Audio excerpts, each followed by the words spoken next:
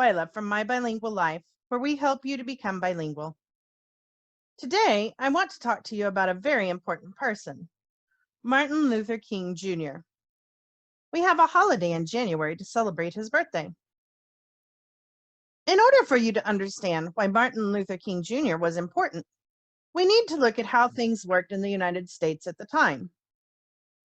While Abraham Lincoln had forbidden slavery at the end of the Civil War, the African American people in the United States were still not being treated very well in the 1900s. Martin Luther King grew up in a United States that pretty much believed in separate but equal. Colored people had separate schools, buses, restaurants, bathrooms, and even water fountains. But as you can see in the pictures, the problem was that they were separate, and they really weren't equal. By the 1950s and 60s, people were getting tired of the unequal treatment and started speaking out. This was called the Civil Rights Movement. The Civil Rights Movement hoped to eliminate racism from the United States. This is where Martin Luther King Jr. comes in. Martin Luther King Jr. was a Baptist minister, so he was really good at speaking and leading a group of people. He, like many others, was tired of the unequal treatment on the basis of color. He started leading groups in the Civil Rights Movement. What made him so important and different from others is that his strategies were nonviolent. He urged his followers to practice civil disobedience. What exactly is civil disobedience?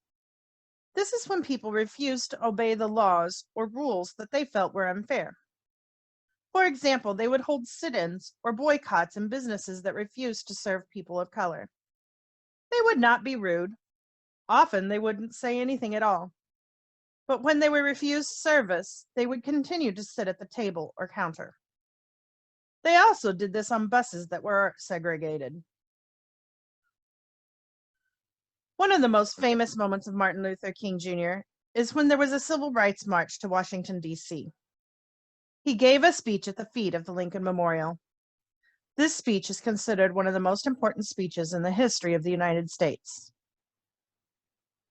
He said, "I have a dream that my 4 little children will one day live in a nation where they will not be judged by the color of their skin, but by the content of their character.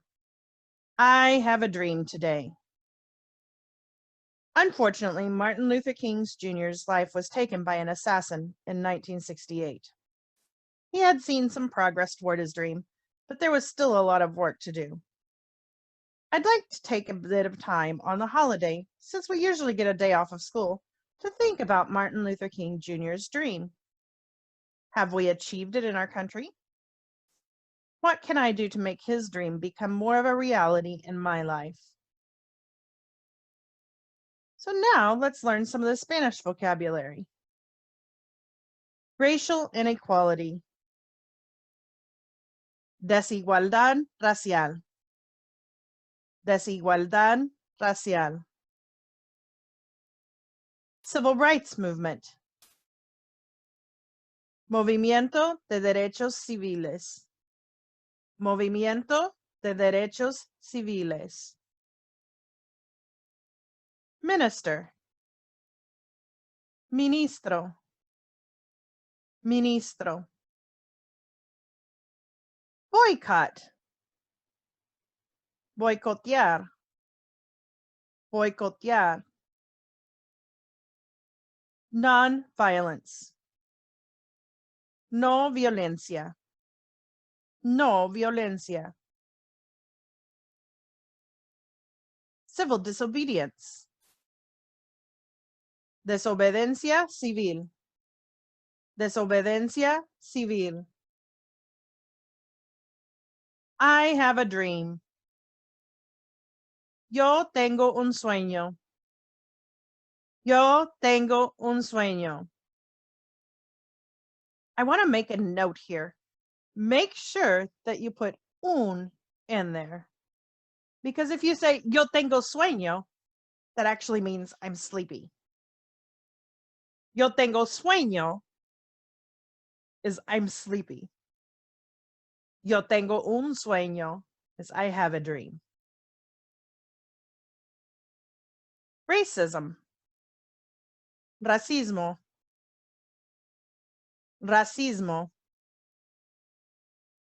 assassination, asesinato, asesinato. I hope this helped you to understand a little bit more why Martin Luther King Jr. is so important that we have a holiday in his memory. Please make sure to subscribe to my channel for more lessons. And if you'd like an extra challenge, you can watch this video in Spanish. Adiós, nos vemos.